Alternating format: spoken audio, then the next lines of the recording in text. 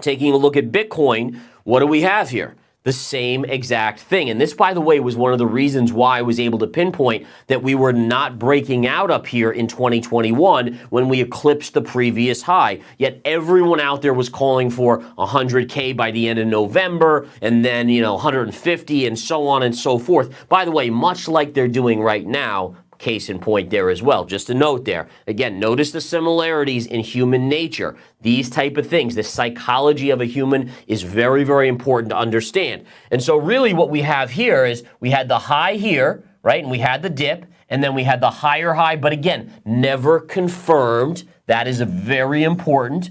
And ultimately, what happens to Bitcoin, you get the same little bop right here, just like with natural gas. We saw that in natural gas.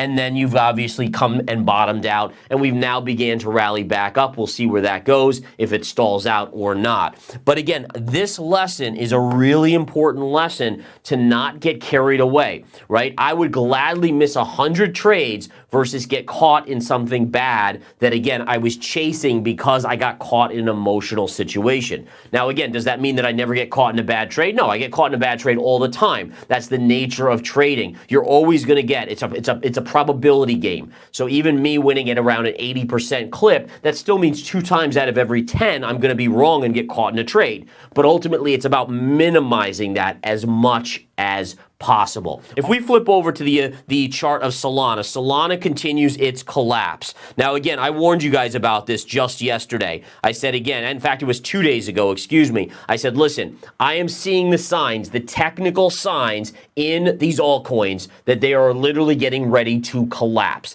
And the reason I'm seeing these signs is I'm seeing, number one, I'm seeing the shilling, the scamming, the euphoria. Anytime you post anything bad on any crypto, oh my God, you better watch out. They're coming for you. It is exactly what I saw in 2021.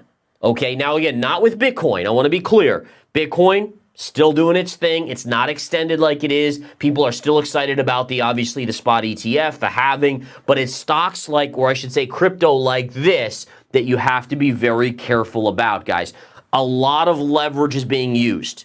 All right, 25. I mean, I keep on seeing these posts on social media like, oh, I just made, 75% on XYZ crypto using 25 leverage or 50 leverage. That leverage, as you come down and you stop those people out, it's additional major selling. You can see this chart of Solana come back in amazingly. Let's go to the chart here, but really you could see this coming back in right to this area around $75 very, very, very quickly. Now again, do I think there's actual use case for Solana? Yes, I do.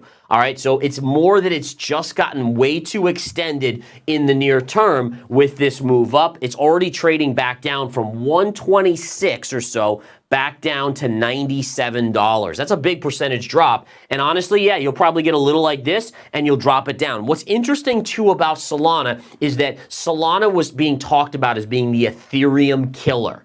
And what I think is fascinating about this, and that you guys probably will find fascinating as well, is that if you look at Ethereum, Ethereum is actually rallying up or has pushed up here. If we look over here, it actually just tagged a pivot high while Solana's falling. So what we're actually seeing here, guys, is that there's a rotation, a partial rotation of capital from people in Solana that are moving back to Ethereum.